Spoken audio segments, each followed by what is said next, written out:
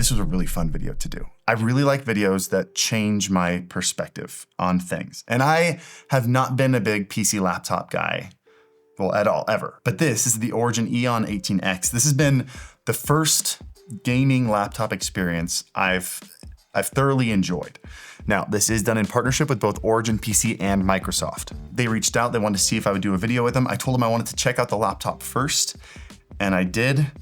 And I have a lot of notes. Most of them good, a couple caveats here and there, so I hope in this sponsored video they're okay with me being as open and honest. If you're seeing the video, it means they are. And of course, there will be a link to this laptop in the description down below to Origin's website. That'll be down there. But I did specifically request something from them. They said this laptop can go up to 192 gigs of RAM. And I said, send me the one with 192 gigs of RAM. I am sending it back, but send me the one with 192 gigs of RAM. I wanna open it, and I wanna see what a laptop with 192 gigs of RAM and an RTX5090 looks like on the inside.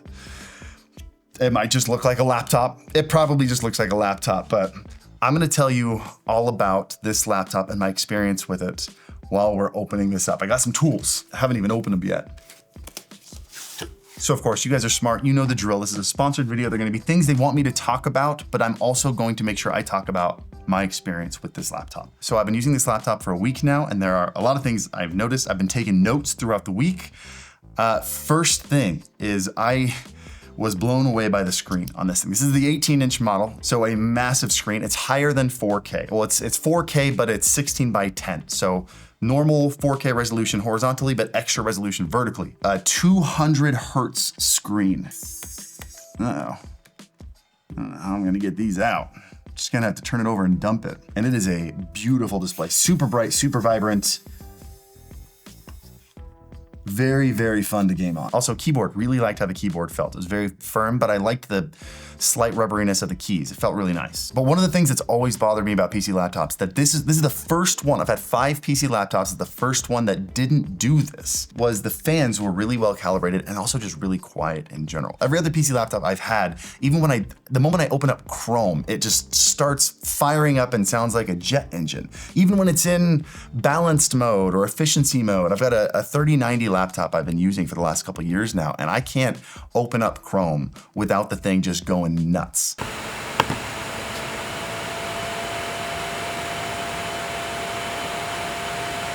I was installing 3 games at once, downloading and installing, and the fans, you couldn't hear them unless I put my ear to it. And then even while gaming, they did a good job with the fans in these where it doesn't have that thick jet engine noise. It just sounds like a hefty blow.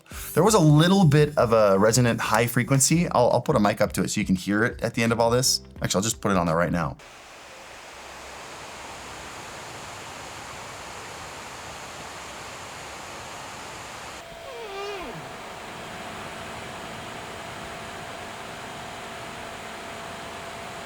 But compared to what I've been using, it was very manageable. And when I put on a headset, I couldn't hear it at all. All right. Did I get them all? I don't want to break this. I gotta send it back. Maybe that middle piece just doesn't come up on its own. Maybe the whole thing has to come up. Oh yeah, that's one piece, that's why.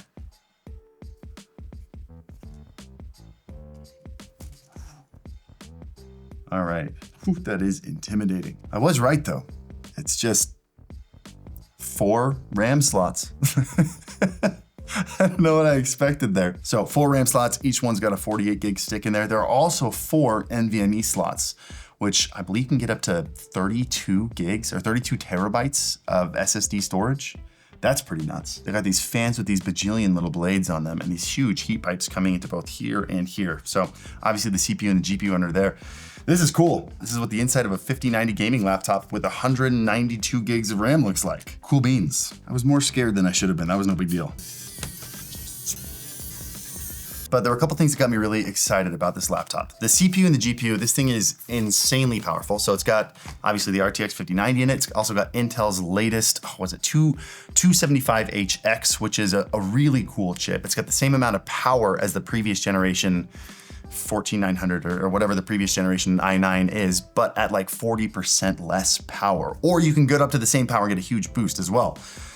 So way more powerful or way more efficient, whichever one you need in the moment, which is amazing for laptops, like super exciting. I feel like my biggest issue is these gaming laptops require so much power to game, but then they don't really function as a good laptop because the battery life struggles, the heat struggles, the fans struggle. And this is the first one that I didn't feel like that was really happening. There's also kind of the controversial point of NVIDIA's DLSS and their AI frame generation, which rightfully so frustrated a lot of people with NVIDIA's latest launch. And I think when you look at desktop computers, I think that makes a lot of sense. But Dave2D actually put out a really great video, I'll link to it down below, talking about this. And I completely agree with him that on a desktop PC where you can just get a bigger power supply, you can put more power in there. If you're gonna pay for a bigger, more expensive GPU, you should be getting the power out of it, not just AI generated frames. But on something like a laptop where you can't just pump more power into it without getting a larger power supply, a hotter laptop, worse battery life, louder fans, like that's not a good way to make a laptop more powerful without compromising what makes something a laptop. And so in this situation where you're trying to get frames way more efficiently, I was very impressed. I opened up Cyberpunk and I ran it with DLSS turned off. And with all the settings all the way up, I was getting about 90 frames per second, which in 4K was actually plenty for me. But when I turned on DLSS at its highest 4X setting, I got up to 200 frames. And some of you might notice the difference. I didn't. It's gotten very, very good. And if I can get double the frames in a non-competitive atmosphere, just a story-driven game that's just gonna make the experience so much more immersive, so much smoother, without taking a hit to the laptop at all, that's what I'm here for. That's awesome. But I also opened up some competitive games, some first-person shooter games that typically don't use DLSS. I ran Marvel Rivals, Apex Legends, and PUBG, and with all three of those on medium to high settings, typical optimized settings. Turn the foliage and the shadows down because you can't see, but turn the other things up like anti-aliasing. So at medium to high settings, I was getting about 180, anywhere between 160 and 200 frames. On a laptop in over 4K, and with headphones on, I couldn't hear the fans and the keyboard didn't feel hot. To me, this is the first time that I felt good, like really good about a gaming laptop experience. Like I'm actually kind of bummed that I'm sending this back.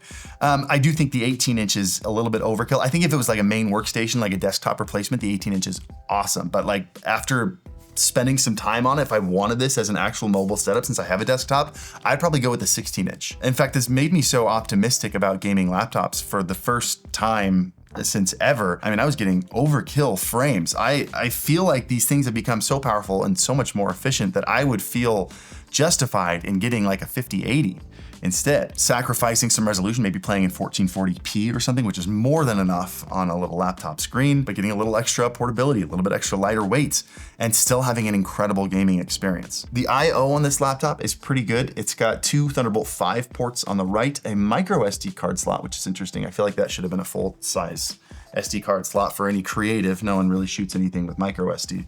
On this side, you got two more USB Type A ports and a combo jack. On the back, you got your HDMI and actually two of these RJ45 ports. And this thing can run up to 4 displays simultaneously, obviously using the HDMI and the two Thunderbolt ports. I also installed DaVinci Resolve on this, so I didn't really have any concern given the gaming performance it had. And yeah, loaded up a previously edited video located on the NAS behind me through the Ethernet port and ran it flawlessly, didn't drop a single frame, not even using proxies, using the full 6K resolution files. Even scenes with multiple 6K images and text generation on the frame. It was great. Absolute workhorse of both a gaming and a productivity, editing, creative machine. Blender's gonna run great. DaVinci Resolve is gonna run great. I mean, as it should. This thing is a monster. It starts at $48.69, and then to get the 192 gigs of RAM, it's another like $450. However, that being said, my editor's MacBook Pro that cost more than that was not able to run that project without dropping frames. So yeah, obviously pricey laptop, high-end laptop. I don't like when these videos talk about how great these things are and then don't mention the price. Although I think I've been guilty of that, just all these things to remember talking about. I think I've forgotten a handful of times, so I want to make sure I mention that. A couple things that I thought could have been better. First of all, the trackpad. And I know I've been spoiled with MacBooks, but I felt like on a $5,000-ish laptop, the trackpad, It's the classic PC laptop trackpad. It's a little bit loose before it clicks in, and also it's that, what do you call it, that springboard design where you can't click at the top, you have to click at the bottom. I feel like as a gaming and productivity laptop, most of you are gonna be using mice, so I wouldn't call that a deal breaker. It is also nice and large, but I feel like in 2025, we should have slightly better trackpads. The bar's been raised. Also, the speakers were pretty mid. They're very mid-heavy. They're mid because they're mid-heavy. They lacked a little bit of bass and a little bit of the sparkle of the high end. Not the worst speakers I've ever heard, but I placed them side by side with my MacBook Air, and I like the MacBook Air more. Again, not a deal breaker. Definitely good enough to edit a video off of, not good enough to mix music off of, and if you're gaming, you're gonna be wearing headphones anyway. So I am glad that the two, what I felt were the largest drawbacks, are probably the least important for the intended audience here. But one thing I did have a lot of fun with, this being a partnership with Microsoft Copilot here, I did get the chance to mess around with Copilot for the first time. And I gotta say, as someone who has really struggled to figure out how to integrate ChatGPT into my workflow, it was nice to have it integrated directly into the operating system. So I'm not launching a website or launching an app every time I want to use it, but there's a dedicated button right on the laptop for it. That's pretty cool. And there's a lot of talk around AI, especially in the gaming and the creative space. And here's my mindset on this. Here's where I found it very useful. I don't think AI should be replacing creativity by any means. I don't think it really can replace creativity, but what I think it can do is it can replace the monotonous stuff to allow me, at least, to focus on the creative things. For example, I don't like using AI in my scripts. I dabbled with it when I first opened up AI to see like, oh, how is this gonna do? And I didn't like not only just the end result, but I also didn't like the idea of relying on AI for scripting. I like using my own voice and doing it myself. But if you're a live streamer or content creator and you're supposed to be drafting a go live tweet nearly every single day, you shouldn't be posting the same one every time you go live. Pull up Copilot and say, hey, make me a going live tweet. I messed around with giving it different voices, making it more narcissistic. And it was for those mundane, mindless tasks that you have to do that really just bog you down and steal bandwidth away from the creative stuff. It's awesome. Also, I'm big on hiring artists for things that artists should be making. If I wanted to make custom alerts for my live stream, I wouldn't do that in AI. I would hire an animator. However, sometimes it's really hard to convey the alert that's in your mind to an artist. And I've been in a situation where I've paid like $400 for something and then didn't use it because I didn't like it. The guy made something that was totally different than what I was envisioning. And so to me, the right way to use this type of AI image generation is let me get the idea out of my head into a visual thing that feels right. And then I can send this mock-up to an animator and say, hey, this is my character. Feel free to play with it this way, change the hair this way, whatever, but can you take this and these are my ideas for animations?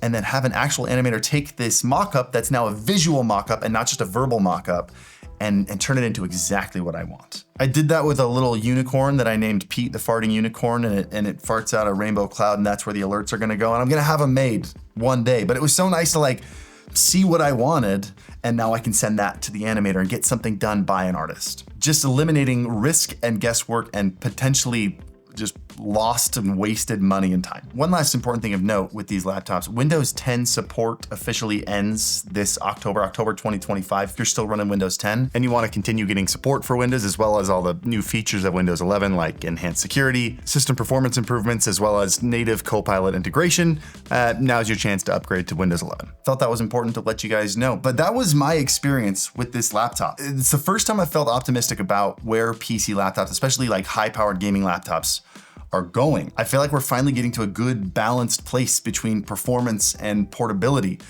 And it's the first time I felt that way. So of course, link to this laptop will be down in the description below. If you have any other questions, feel free to hit me up in the comments. Jump into my live stream if you want. Links to those down below. Hit the like button if you're still here, because you obviously like the video if you're still watching it, and subscribe while you're down there. Thanks for watching, and as always, happy streaming.